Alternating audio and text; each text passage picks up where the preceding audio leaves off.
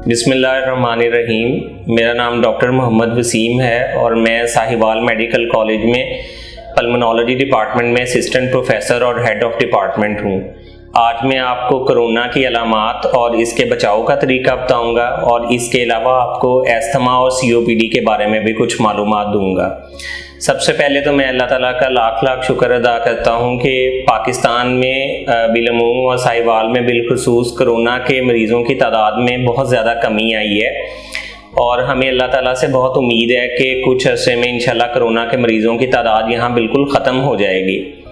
लेकिन जैसा कि आप लोग जानते हैं कि कुछ ऐसे ममालिक जैसे न्यूजीलैंड वगैरह में कोरोना के मरीज़ों की तादाद बिल्कुल ख़त्म हो गई थी, लेकिन उसके बावजूद वहाँ कुछ मरीज़ दोबारा भी रिपोर्ट हुए हैं। तो इसका मतलब ये है कि पाकिस्तान में भी कोरोना के मरीज़ों की दूसरी लहर आ सकती है और केसेस में दोबारा इजाफा हो सकता है। इसलिए आप सब लोगों से ये दरख्वास्त है कि समाजी फासले को बरकरार रखें, हाथ साफ करें बार बार और सैनिटाइज़र और साबुन से हाथों को साफ करें और मास्क का इस्तेमाल जारी रखें। किसी भी ऐसे इज्तिमा में जाने से परहेज़ करें जिसमें लोगों की ज़्यादा तादाद मौजूद हो। इन हदायत पर सबसे ज़्यादा अमल उन लोगों को करना चाहिए जिनकी कुव्वत मुदाफ़ियत कमज़ोर है या जिनको चेस्ट की या फेफड़ों की पहले से कोई बीमारी है, जैसे दमा या अस्थमा और COPD, क्योंकि ऐसे मरीज़ों के अंदर देखा गया है कि कोरोना या कोविड का ख़तरा बाकी मरीज़ों से सबसे ज़्यादा है। कोरोना की जो अलामात हैं उनसे आप सबको वाकफियत हासिल है कि इसमें मरीज़ को बुखार होता है, गला ख़राब होता है, उसके जिस्म में दर्दें होती हैं और ज़्यादा शदीद अगर मर्ज़ हो तो मरीज़ को सांस का मसला भी हो सकता है। अगर देखा जाए तो अस्थमा या दमा और COPD के मरीज़ों में भी तकरीबन यही अलामात होती हैं जब उनका मर्ज़ बिगड़ता है। अस्थमा के मरीज़ों में अगर आप देखें तो अलामात बिगड़ने का अमल उस वक्त होता है जब उनको कोई इरिटेंट से एक्सपोजर हो और मरीज़ों को आमतौर पर ये इल्म होता है कि किस चीज़ से उनका अस्थमा ख़राब होता है। इसी तरह COPD के मरीज़ों में अलामात ज़्यादा उस वक्त आती हैं जब उनका स्मोकिंग से एक्सपोजर हो या वो स्मोकिंग को जारी रखें। क्योंकि अस्थमा और COPD के मरीज़ों के बीमारी की शिद्दत में इजाफे की अलामात और कोरोना की अलामात एक जैसी हैं, इसलिए इन तमाम मरीज़ों से दरख्वास्त है कि किसी भी अलामत के अपीयर होने की सूरत में वो अपनी अद्वियात को जारी रखें और अपने डॉक्टर से फौरी तौर पर रब्ता करें, क्योंकि एक क्वालिफाइड फिजिशियन ही आपको ये बात बता सकता है कि अलामात में इजाफा कोरोना की वजह से हो रहा है या अस्थमा और COPD के बिगड़ने की वजह से हो रहा है।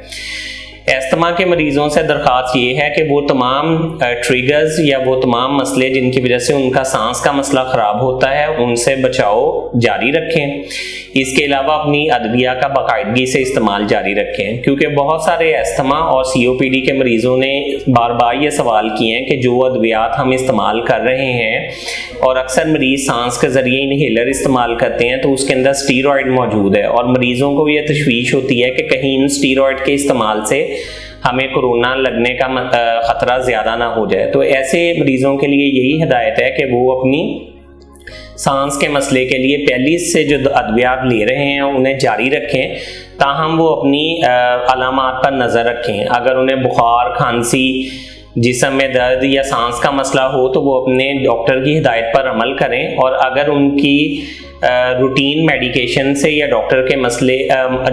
मशवरे के बावजूद उनका सांस का मसला हल नहीं हो रहा तो उन्हें चाहिए कि वो फौरी तौर पर अपनी डॉक्टर के मशवरे से इन्वेस्टिगेशन करवाएं और कोरोना की टेस्टिंग को जारी रखें।